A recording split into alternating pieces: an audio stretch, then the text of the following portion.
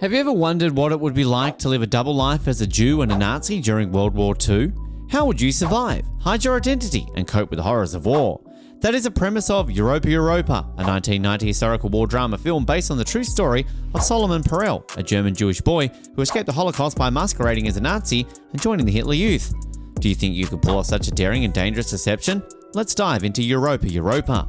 The movie Europa Europa tells the story of Solomon Perel, a Jewish boy who survived the Holocaust by hiding his identity and joining the Nazi army. The movie begins with a flashback of his circumcision, which he claims to remember clearly. He also says that he was born on the same day as Adolf Hitler, April 20th. The movie then shows Solomon, or Salek, as a teenager in Germany in 1933. He is preparing for his bar mitzvah, a Jewish ritual that marks his transition to adulthood. He sees some Hitler Youth members marching outside his window and makes a face at them. He then goes to take a bath, but he is interrupted by the Nazis who break into his house and kill his sister. He escapes naked and hides in a barrel until nightfall. An egg gives him a Nazi uniform to wear and he returns to his home to find his family devastated. His family decides to move to Poland, where his father was born, hoping to be safer there. They live above a movie theatre, where the owner, a hunchback woman, like Salek, lets him watch movies for free. However, when World War II broke out in 1939, his parents sent him and his brother to the east, where they thought the Soviets would protect them. On their way, they reach a river that separates Poland from the Soviet Union. They hear that Hitler and Stalin have made a pact and divided Poland between them. The Poles and the Jews had different reactions. The Poles jumped out of the boat and swam back to Hitler's side, while the Jews swam towards Stalin's side. Salek falls into the water and is rescued by the Soviets. He ends up in a Soviet orphanage, where he stays for 2 years. He learns about communism and receives letters from his parents who are still in Poland under Nazi occupation. He also meets Ina, a female instructor who supports him. One day, he is questioned about his class background and he says that his father owned a magazine store. This makes him seem like a bourgeois or an upper-class enemy of communism. He quickly says that he will work hard to prove himself loyal to the Soviet cause. He then gets into a fight with a Polish boy who calls him a Stalin puppet. A soldier stops him and mocks him with his gun. During a surreal moment, Ina challenges the Polish boys to pray for candies to fall from the sky. When this fails, she playfully suggests asking Stalin for candies, and candies actually drop from the ceiling vents, creating an eerie atmosphere. Suddenly, an announcement from outside reveals that Hitler has attacked Russia, setting the backdrop for the chaos that follows. In the aftermath, the orphanage students flee and hijack a truck to escape. However, an airstrike forces Salek to hide under the truck, and he is left behind as the truck drives away. Salek's separation from his companions ultimately leads to a fateful encounter with German soldiers. To escape their suspicion and persecution, Salek lies about his identity, claiming to be an ethnic German influent in German and Russian. He adopts the name Joseph Peters, and the soldiers unknowingly nickname Jump. The twist of fate leads to Salek transitioning for the German soldiers, and they eventually discover that he is believed to be Stalin's son, which earns him their favour. Salek arrives at the camp where other boys from the orphanage are held. When the Polish boy tries to expose Salek's true identity, it leads to a violent confrontation, and the boy escapes but is tragically run over by a truck. A surreal sequence then depicts the friendship between Stalin and Hitler before their rift. Salek must navigate the complexities of his newfound role, including concealing his true identity as a Jew. He formed a close bond with a soldier named Robert, who happens to be an actor. However, their relationship takes an unexpected turn when Robert attempts to harass Salek, revealing Salek's circumcision.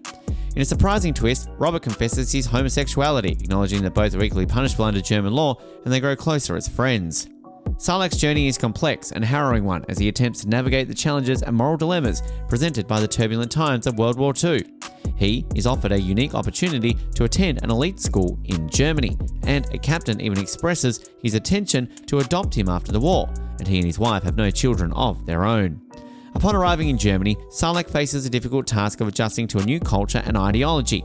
He is introduced to Gerd, who is assigned to help him adapt, and he begins to learn about the propaganda and ideologies being taught to the students. Salek also crosses paths with Lenny, a server in the school's cafeteria, and the interaction becomes a central part of his experience. One particular disturbing incident in Salek's education stands out.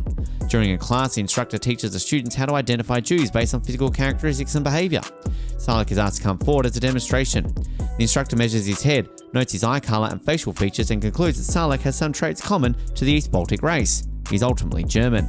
This event highlights the deeply troubling and discriminatory aspects of the Nazi regime's ideology.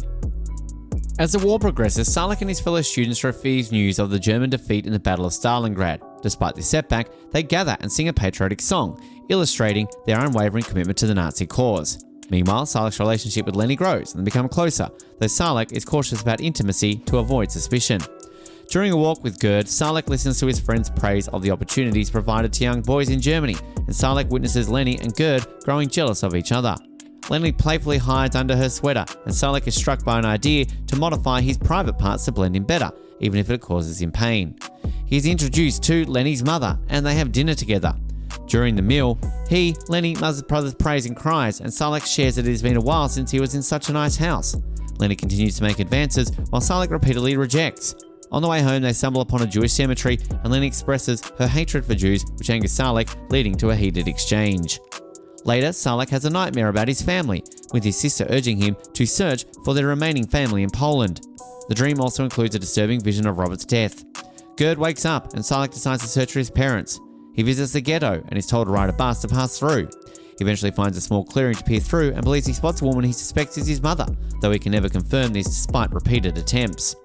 Salak continues to visit Lenny's mother, who informs him that Lenny is rarely at home. She also shares the unsettling news that Lenny is pregnant and has been trying to convince to offer her child to the Nazi leader. Salak discusses Lenny's avoidance of her with Lenny's mother, who reassures him that Lenny struggled with this decision. Distraught and frustrated, Salak confronts Gerd about his involvement with Lenny. When a superior enters the room and instructs Salak to present his papers to the police, Salak panics, fearing exposure. He complies and is asked for a certificate of German purity, which he claims to have left at the Grodno orphanage. The official promises to request it from Grodno and informs Salak about Germany's plan to fake a retreat as a war strategy.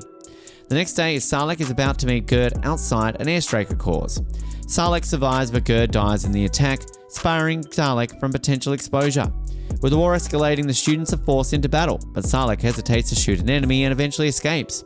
He surrendered to the Russians, explaining that he was trying to survive as a Jew and had no knowledge of the Holocaust extent.